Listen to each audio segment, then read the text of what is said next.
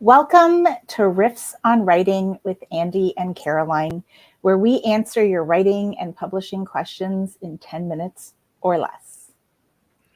Usually less too. It's pretty fun. My name's Andy Cumba. This is Caroline Taberman. We're so glad you're here. Today we are talking about if you have beta readers, do you actually need also a developmental editor? Yes. And I'll start off strong and say yes. Yes. It's definitely a yes. Caroline, why? Beta readers aren't trained the same way as editors are. As an editor, you get specific training in how you look at a book, in what you're looking for. Beta readers just usually aren't trained for that. And also, beta readers often aren't paid. So, think about it. How much effort are you going to put into something if you're not getting paid to do it?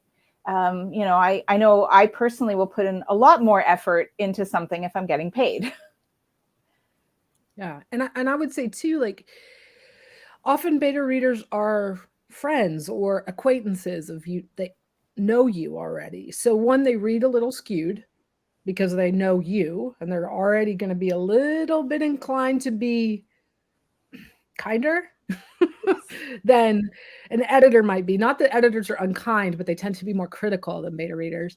But also because it's not you don't really want to put your friends and family in a position of being your editor, because that's not really their job in your life. Their job in your life is to support you, and editing isn't always going to feel supportive. Hopefully it always is supportive, but it's not always going to feel that way. And even if they aren't your friends, I know some people will there are beta readers out there and some people will go to them. And I think beta readers are great. Like, we're not saying don't use beta readers, because you are going to get a different kind of opinion, but you'll get a more technical opinion from a developmental editor. I know when I go in to read somebody's work, and that's all I'm doing. I'm not looking at anything else. I'm focusing on your work. I may put in as much as 40 hours into a book, of just going in line by line, paragraph by paragraph, thinking about it, thinking about what's working, not working, how the character development is, and also giving you ideas and possibly exercises to improve what you're doing. So it's not just, this is wrong, this could be better. I'm giving you ideas of what you can do, or giving you suggestions for alternative ways to look at your book. And then we'll present you with a written document after, also just saying, like, giving you the big scope of what we thought of your work and how it can be fixed. And usually there's a discussion afterwards also, so if there are any questions. So I think that's the big thing. I mean, I know it's easy to just say yes, use one. And I know developmental editors can be expensive, but it is somebody who's putting in hours into fixing your book. And I think as writers, it's an expense that we owe ourselves.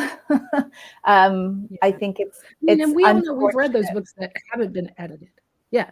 I'm sorry, Caroline, go ahead.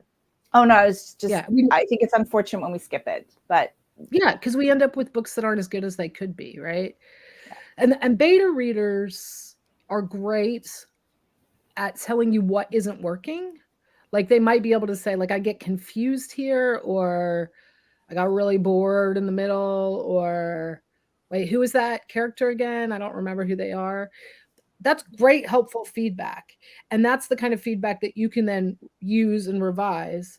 But then a developmental editor, hopefully maybe after your beta readers, can say to you, the middle is still boring, and here's why it's boring. Yeah. You're giving too much detail. Like, it's the beta readers give the good what, and the editors give the why, and then the how to fix it, as Caroline was saying. So, and yeah, we need that. All of us need that. I still have developmental editors. So yeah.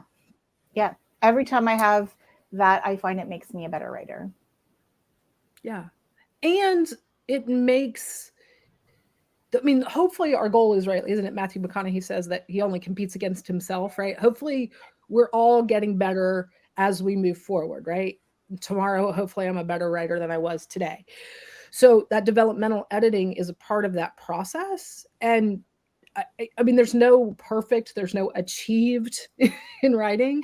So you're probably always going to need a, but hopefully they're changing, you're having them address different things as your work progresses. Maybe at the beginning it is boring for the middle 75 pages, but maybe by the time they edit your fourth book, it's only boring for 5 pages. So that would be a big improvement, right? Exactly. So there you go. If you have any questions for us, please don't hesitate to reach out. If you enjoy our videos, please like them and subscribe to our channel and tell all of your friends. And until next time.